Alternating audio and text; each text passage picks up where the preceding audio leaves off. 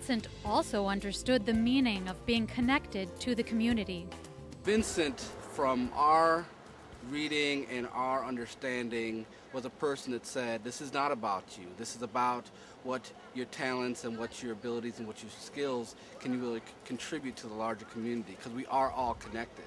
So I think the mission calls us and calls students to look around you and not ignore the needs that are in existence, and to not ignore some of the inherent injustices that might exist, and just live our daily lives. When we talk about connecting service and leadership, we're trying to help students understand that they are well connected, and it's not about a selfless sort of leadership that legitimizes you by your position or by your title, but what you are called to do and what you can do in terms of serving those that are in need. By welcoming all, he was one of the first of his day to be supportive of diversity.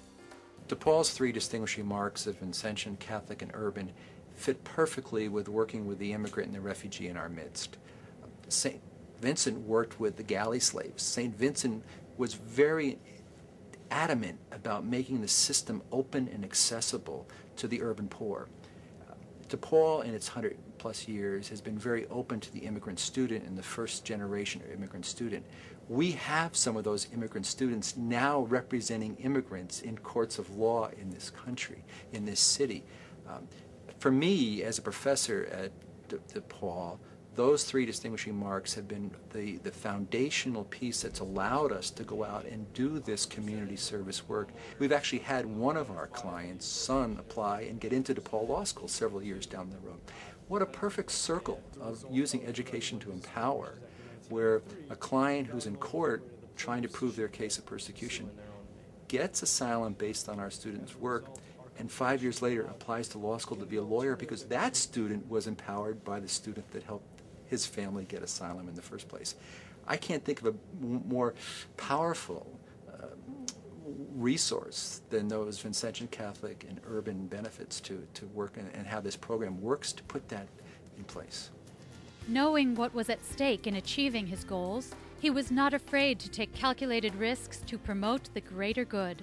This was an enormous risk-taking guy who was driven compulsively to achieve his goals. And I think that risk-taking is what has enabled him to do it. Anything that he thought would further his dream and any person that he thought would be a resource, he went after. He also understood that, to effect change, he could not abide by the common means of serving the poor. He had to be different. He had to be innovative.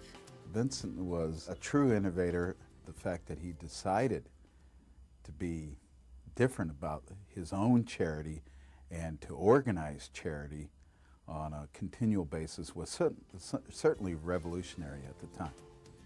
More than anything else, Vincent was committed to achieving results. Living by his own credo, it is not enough to do good, it must be done well. Vincent was pragmatic. Vincent had to be a pragmatic manager and leader. He did so much in his lifetime in so many places throughout the world with so many different kinds of people. He had no choice.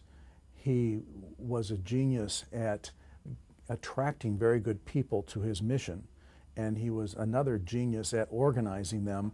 And then because they weren't as well educated or prepared to be managers, and because things grew as fast as they did during his lifetime in terms of the works that he started, he ended up managed them in some detail through letters primarily.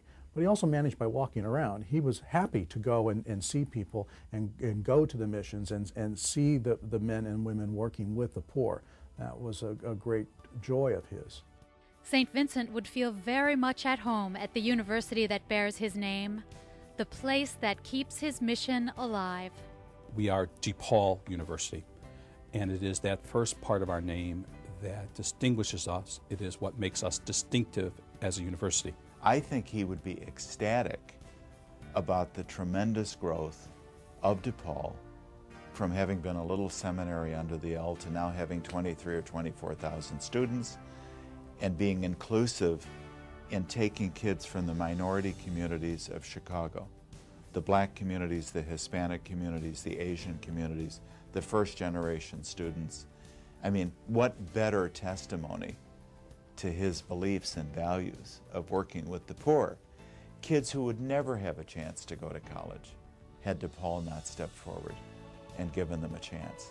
And so we look to the person of Vincent DePaul, we look to his mission, we look to his vision, we look to his values as defining how we as an institution, individually and corporately, live out that mission, live out that vision, live out those values personally.